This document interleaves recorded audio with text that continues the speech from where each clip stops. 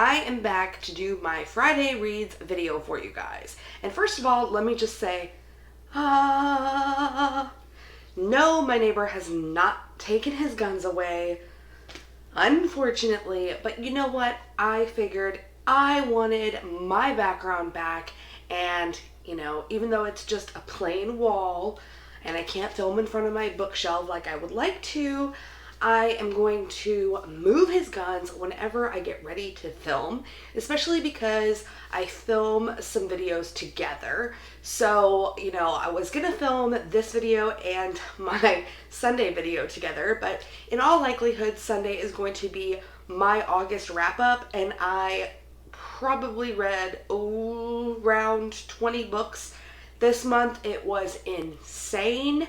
I read so much. A lot of audiobooks, and I figured out why I read that much, you guys, because I am playing Bookopoly with my book club. I'm gonna link the book club down in the description below. I joined this book club back in February. They are awesome, always doing fun things. You guys should go check it out, because why not? It's an amazing book club, so diverse in their reading and a lot of fun, like I said. But one thing I discovered in August is that I'm not that secretly, super competitive. So I wanted to read as fast as I could so I could roll more and move around the board, and yeah. So back to why I was going to, film together, or why I'm not filming them together, I should say, is because I have so much that I want to get my thoughts in order about the books. Or I would just have a August wrap up where I'm literally going, yeah, I gave this 3 stars.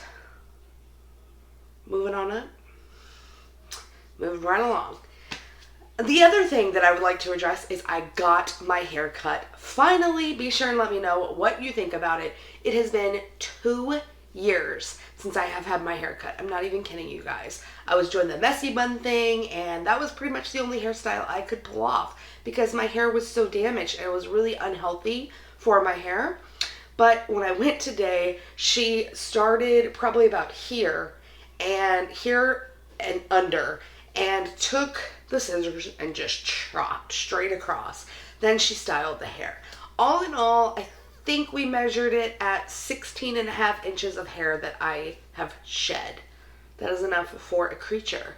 Unfortunately, I could not donate it, even though I really wanted to, but it was dyed, and Locks of Love frowns on dyed hair. So I know that in the future, if I want to grow my hair out, it will have to be when I don't have highlights in it, which I think there's a couple highlights left, but I think they've all pretty much grown out with the old hair that is gone. Anyway, back to the Friday Reads video. I am so excited, you guys. Okay, so I am desperately trying to finish at least 2 books by the end of the month. And those 2 books, currently in the middle of, one I'm a little farther than the other, but both of them, I don't know if I should share with you guys. They are going to be part of my next book battle. So let's start with the one that I own and that I'm further along in, and that is Never Have I Ever by Jocelyn Jackson. So we're following the story of a woman named Amy. No, we're not. Yeah, it is Amy. Wow. Amy Way, who is this suburban mother, wife, and she also teaches diving. She's really passionate about scuba diving, but she has a comfortable life in the suburbs. Until one night when the neighborhood book club is playing a game of Never Have I Ever. There is a new girl in town by the name of Rue. And she says, okay guys, I'm going to commandeer this book club meeting and we're going to play this game. So they start playing Never Have I Ever, and it starts with simple things like, never have I ever, looked at a guy in the past week. And they keep going back and back and back. Amy is hiding something that she did in her past. So that is why she is covering up with this, layer of suburban perfectionism, I guess. Maybe. I don't really like those words together, but we're going to move right along. She's trying to cover up a mistake that she made in her past. And she thinks no one knows about it. She hasn't even told her husband about it. But Rue seems to know her secrets. So we're following what's going on as a result of that. So far, I am enjoying it. I kind of feel like it's just a little slower pace than I would like. I want that, the action to be more like bam, bam, bam. And I also feel that it has another thing working against it, which is some of the points I feel that we know things before Amy knows things. And one of my favorite things in a thriller is going on a journey with the character. So rather than, oh my gosh, Amy thinks that this person did it, but I've been there for like 50 pages already. What has taken her so long? Yeah, I don't really like that so much. I want to go with her and be like, oh, she suspects this person and now I do too. So yeah, I just said so yeah, like a lot. Sorry. But I am enjoying it so far and I cannot wait to figure out what happens next. I am about right there. Right there. So, that is that one.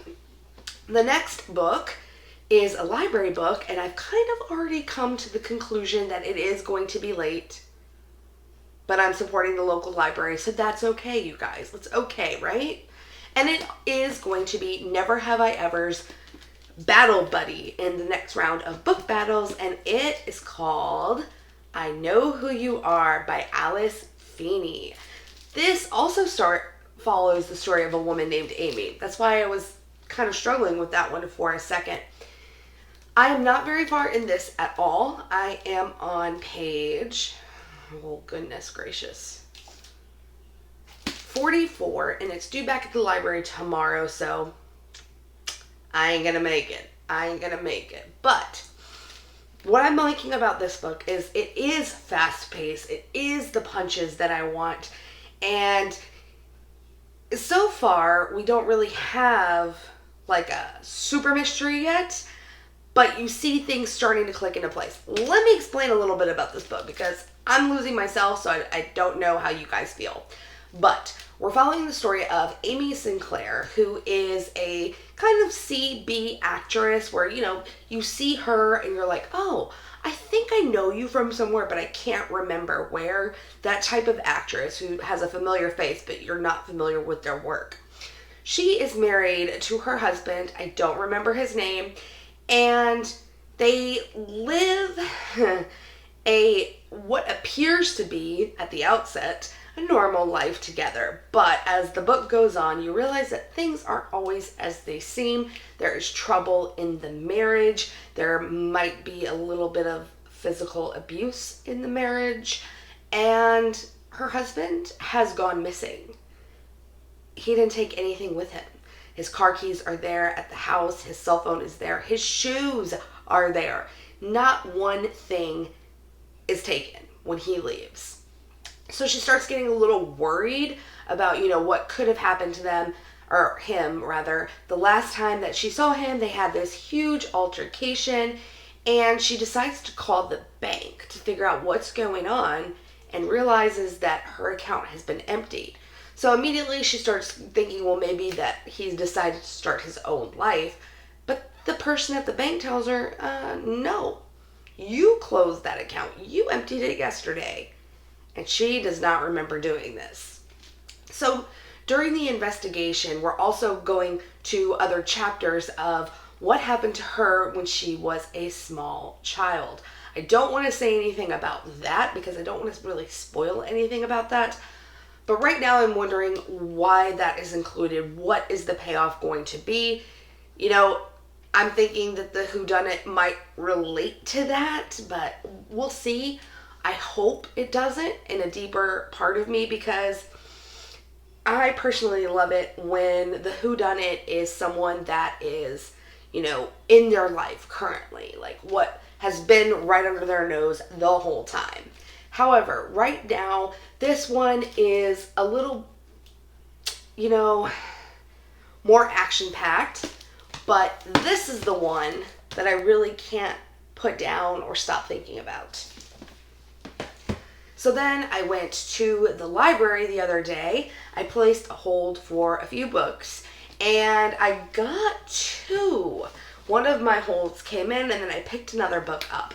So let me show you what I picked up first. I actually read the first book in this trilogy earlier this year, and I owned it. I liked it okay, but I didn't want to reread it. So I unhauled it and decided to go to the library for 2 and 3. Well, the time for 2 has finally come, as it usually does after I've forgotten most of what happened in book 1. That's okay. We're going to roll with it because this is such a fun series that I really did enjoy, like the pacing and the characters, and it's called The Dazzling Heights. This is by Katherine McGee. The first book was the 1000th Floor. That's where my tongue twister came in. And we're following 5 teenagers in New York City in 2118. So it says Manhattan is home to a 1,000-story super tower, a breathtaking marvel that touches the sky. But amid high-tech luxury and futuristic glamour, 5 teenagers are keeping dangerous secrets. Everything is basically in this tower. This tower is like a city, and they have schools there, they have like shops there, they live there. So I don't know, it looks like they're getting a second tower, but you never know. The last book, or book 1, left on rather a cliffhanger. So I can't wait to see where we go. Not really going to talk about it because it is the second book, and I don't want to spoil you guys. Alright, the book that I went after, and it sounds creepy, and you guys have to let me know if you've read this, okay? But it is called The Chalk Man by CJ Tudor. So we're following, let's see, Eddie and his group of friends. So it says, in 1986, Eddie and his band of misfit friends are on the verge of adolescence. Bonded by mutual awkwardness and yearning for excitement, they spend their days biking around their English village looking for adventure. The Chalkmen are their secret code, little chalk stick figures they draw for each other as hidden messages, warning of bullies or signifying meeting spots. But one morning, Eddie finds a Chalkman directing him into the nearby woods. He follows the message, only to find the dismembered body of a teenage girl. That is the day when everything changes. In 2016, Eddie is a grown man working as a teacher at his old school, nursing a drinking problem and trying to forget his past, until one day he gets a letter with no return address, containing a single chalk stick figure. The same figure he saw on the day that he found the body. Soon, he discovers that each of his old friends has received the same mysterious note. At first, they brush it off as a bad prank, but when one of them is killed, Eddie realizes that saving himself means finally figuring out what really happened all those years ago. But digging into the past proves more dangerous than he could have imagined, because in this town, everyone has secrets, no one is truly innocent, and some will do anything to keep the truth buried. That is The Chalk Man, and I cannot wait to read it. It sounds fantastic. However, I am a little reserved because I could easily see this taking like a supernatural tone. I should look on Goodreads to see what its genre descriptions are, but I might after this video. I don't know. I'm just not a fan of supernatural, so I probably will do that, but it sounds really, really good. Okay, what else has been going on with me this week? I have finished The Queen of the Tyrlee. I enjoyed it. I gave it 4 stars, but there's something about me with audiobooks where I feel like I really, really can't connect that well. So, I'm planning on continuing. I have book 2 in this series, and I think I'm just going to read that one to see if I can get more invested in it. I really did enjoy The Queen of the Tyrlee. I'm just not thinking about it constantly like I want to be, but yeah. So yeah, I think I'm going to read it in physical form, book 2. I finished my first 5-star book of the year, And it's funny because take what I said about audiobooks just 1 second ago and kind of reverse it. I listened to this on audiobook, and it is This Is Me by Chrissy Metz from This Is Us. You guys, that was the book that I needed at this particular moment, if that makes any sense. I know it will, because I know you guys are like me, book people. And I was blown away. I loved listening to her narration. I loved listening to her story. And I was so glad that I stumbled across this book and chose to read it this month. And then I just finished Murder in an Irish Village. I don't remember the author, and I am going to try and post a review on Goodreads. Need to get back into reviews and need to post the books that I have read so far this year on Goodreads. I think I stopped around like April. Yeah, so I have quite a few books to upload there. But I probably gave this a 3 to 3.5. This follows a girl or 24-year-old woman rather, and she is kind of dealing with what life has dealt her way. A year ago, her parents died, leaving her and her 5 siblings to band together and look after this bar that they owned. So she kind of had to put everything on hold to do this and help take care of her family. But I really just didn't like, number one, the love interest. I mean, I could get on board with that in the future, but not right now. Number 2, that she kind of put everything on hold. Again, nice person, I get it, but you know, when you have someone else in the book tell you you need to go do this, and they're like, no, I think I'm okay here. Well, no, you're not. Go follow your dreams. But number 3, she's 24 years old, and I get that she's the second oldest and has to kind of bury the brunt of her family or whatever, carry her family going forward. But the way she's written is like she's much, much older than 24. And the way her siblings are written, who are all teenagers, I think the youngest one was 10. It's written like they're 5 and 6. You know, I just didn't like it. It was like there was a huge age gap between her and her siblings, when there really in actuality wasn't, just the way that they were treated. So I'm going to try and read book 2. If the library has it on audio, I might listen to it. Maybe.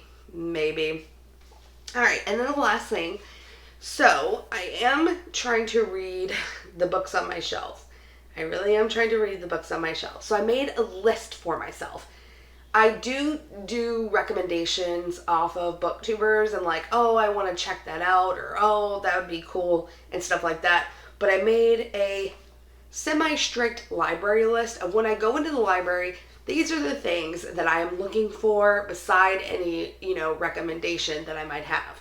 So when I go to the library, I usually look for no more than 3 recommendations or 3 things that I want to read at one time, because library books have different due dates. Like this one is due in 14 days and the other ones are in 21 days. And sometimes I don't get to the 14 days, so I don't want to overwhelm myself. But when I go into the library from here on, I would like to continue series that I've been working on. The first one is the Louise Rick series by Sara Blaedel. It is about a detective in Denmark and her trying to, discover what's going on. She also has an amazing best friend named Camille. It's been a while since I picked one up, but all of the description or all of the links to their Goodreads pages will be down in the description below if you guys are interested. The second one is the MC Beaton Hamish Macbeth series. Really, really enjoy them. He is a police officer in a small town. Oh, I don't remember where he is. That's really terrible of me. I'm so sorry. He's in the UK somewhere. Just generalizing. I have also heard amazing things about her Agatha Raisin series, so I kind of want to pick that up as well. And then I have a collection of Agatha Christie books around here somewhere. Cannot find them. Ooh, that's another thing. I just finished A Murder Was Announced by Agatha Christie. And enjoyed it, but not as great as some of her other works, in my opinion. But yes, I cannot find my Agatha collection, so I've decided, I'm just going to go pick one up and get immersed in either Hercule or Miss Marple, and just go from there. And then the last one that I'm going to be on the constant lookout for is Sophie Hannah. This is a new author to me, and I heard about a book she wrote called Little Face. It sounded really, really good. And she is a thriller writer, I believe. Oh, who recommended her? I think I saw her over on Savage Reads channel. I can't remember. I need to write all this down. Okay, so that is it. That's been what has been going on in life lately. I want to know how your week was. What did you get read this week? If you have any video ideas that you would like to see on my channel, please let me know, because I've been brainstorming like mad lately, trying to think of new video ideas. One of them that I had was to do, and this has probably already been done, I don't know, but to do someone else's TBR for the month. However, I'm doing Bookopoly in September, so I need a kind of loose TBR. October, I really want to stick with just thrillers, and then November and December are booked as well, so that's gonna have to wait for a little while. Maybe I can do something like a week-long challenge or something like that. As always, I want to thank you guys so much for watching another rambly video. If you liked it, please let me know by giving it a thumbs up and subscribing to become part of the tribe if you have not already. And can I get a hallelujah for getting my room back? I am so excited. I do post new bookish videos every Sunday, Wednesday, and Friday. The Friday reads. Yay. And I will see you guys on Sunday with probably my August wrap up. Bye.